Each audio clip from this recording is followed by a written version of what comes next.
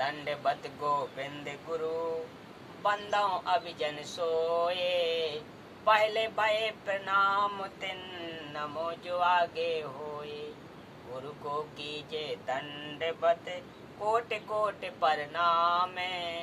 कीट न जाने ब्रंग कोयो गुरु कर आप समान। सत साहिब। हाँ तो श्रोता बंधु, आज मैं आप लोगों के सामने राजा बड़ा है या भक्तराज, यही प्रसंग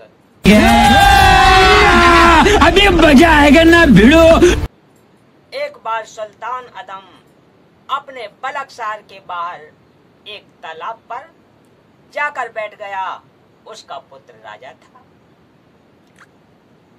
पता चला तो हाथी पर चढ़कर बैंड बाजे के साथ तालाब पर पहुंचा। पिताजी से घर चलने को कहा। सुल्तान ने साफ शब्दों में मना कर दिया। लड़के ने कहा कि आपने यह क्या हुलिया बना रखा है, आप यहाँ ठाठ से रहो, आप भिखारी बनकर कष्ट उठा रहे हो। मेरी आज्ञा से आज सब कुछ हो जाता है। सुल्तान ने कहा कि परमात्मा, जो परमात्मा कर सकता है वह राजा नहीं कर सकता। लड़के ने कहा कि आप आज्ञा दो, वही कर दूंगा, आपको हमारे पास रहना होगा। सुल्तानी ने कहा कि ठीक है, स्वीकार है। मैं हाथ से कपड़े सीने की एक सुई इस तालाब में डालता हूँ। यदि सुई जल से निकालकर मेरे को लौटा दे। राजा ने सिपाहियों, गोताखोरों तथा जाल डालने वालों को बुलाया। सब प्रयत्न किया परंतु व्यर्थ। लड़के ने कहा कि पिताजी, एक सुई के बदले 1000 सुइयों को ला देता हूँ, क्या आपका अल्लाह यह सुई निकाल देगा? तब सुल्तान ने कहा कि हे पुत्र,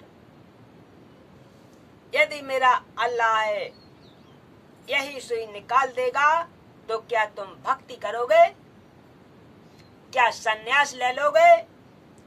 लड़के ने कहा कि आप पहले यह सुई अपने प्रभु से निकलवाओ, फिर सोचूंगा। इब्राहिम ने कहा कि परमात्मा की बेटी मछलियों, मुझ दास की सुई आपके तालाब में गिर गई है, मेरी सुई निकालकर मुझे देने की कृपा करें। कुछ ही क्षणों के उपरांत एक मछली मुख में सुई लिए इब्राहिम के पास किनारे पर आई। इब्राहिम ने सुई पकड़ ली और मछलियों का हाथ जोड़कर धन्यवाद किया। तब सुल्तानी ने कहा कि बेटा देख, परमात्मा जो कर सकता है वह मानव चाहे राजा भी क्यों ना हो नहीं कर सकता। अब क्या भक्ति करेगा? पुत्र ने कहा कि भगवान ने आपको सुई ही तो दी है, मैं तो आपको हीरे मोती दे सकता हूँ। भक्ति तो वृद्ध अवस्था में करूंगा। भक्त इब्राहिम उठकर चल पड़ा, अपनी गुफा में चला गया। बोलो सत्य गुरुदेव की जय।